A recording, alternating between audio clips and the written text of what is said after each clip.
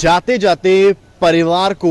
एक कर गए मुलायम सिंह यादव। नमस्कार, मैं हूं समर्थ श्रीवास्तव। हमारी मौजूदगी इस वक्त लखनऊ में है, सपा कार्यालय के ठीक बाहर, और मेरे पीछे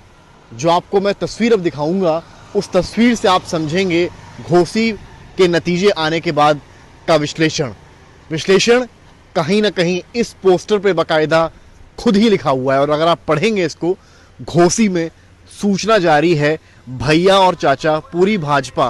पर भारी हैं। तो इस तस्वीर के जरिए कहीं ना कहीं आपको एक तरफ शिवपाल सिंह यादव नजर आएंगे, जिन्होंने पूरी तरह से इस चुनाव को लीड किया। ऊपर मुलायम सिंह यादव की तस्वीर आपको नजर आएगी, और राइट हैंड साइड पर अगर आप धीरे धीरे फोकस करेंगे तो आपको अखिलेश यादव यहाँ पर नजर आएंगे। हालांकि मात्र ये कहने को एक पोस्टर है, लेकिन जैसा कि मैंने कहा, ये एक ऐसा पोस्टर है जो कहीं ना कहीं समाजवादी पार्टी के घोसी उपचुनाव की चुनावी विश्लेषण पूरी तरीके से करता है। और वो कैसे करता है वो हम आपको बताते हैं। अगर आप लाइन्स पर जोर दें, जो पंक्तियाँ ऊपर लिखी हैं उनमें यही लिखा है,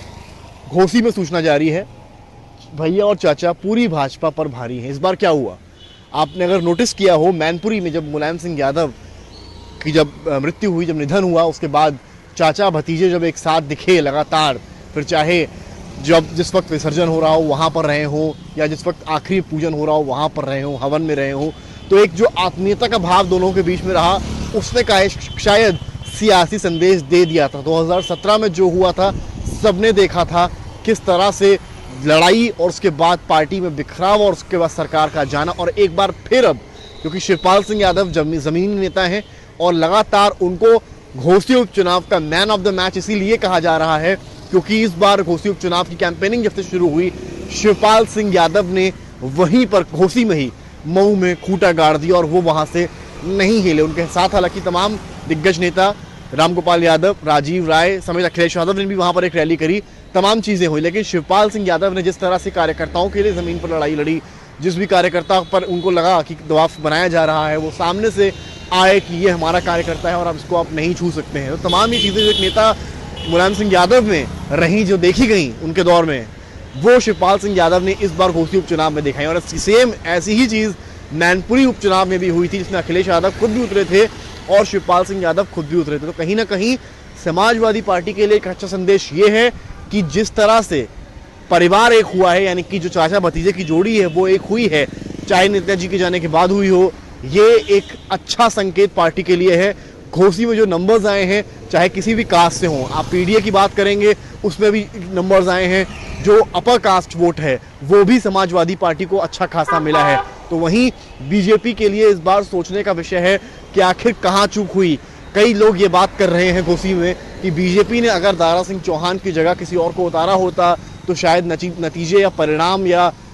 पर जो जीत प्रतिशत सपा का है या बीजेपी का होता, वो काफ़ी कुछ अलग होता, क्योंकि दारा सिंह चौहान को लेकर घोसी में काफ़ी नाराज़गी थी। लेकिन बीजेपी, जिसने बसपा के दलित वोट पर यूपी के चुनाव में कब्जा किया था, वो कहीं ना कहीं घोसी उपचुनाव में चूकी, क्योंकि जो वो दलित वोट जो है वो अच्छा खासा समाजवादी पार्टी को गया है। और बीजेपी कभी नहीं चाहेगी कि ये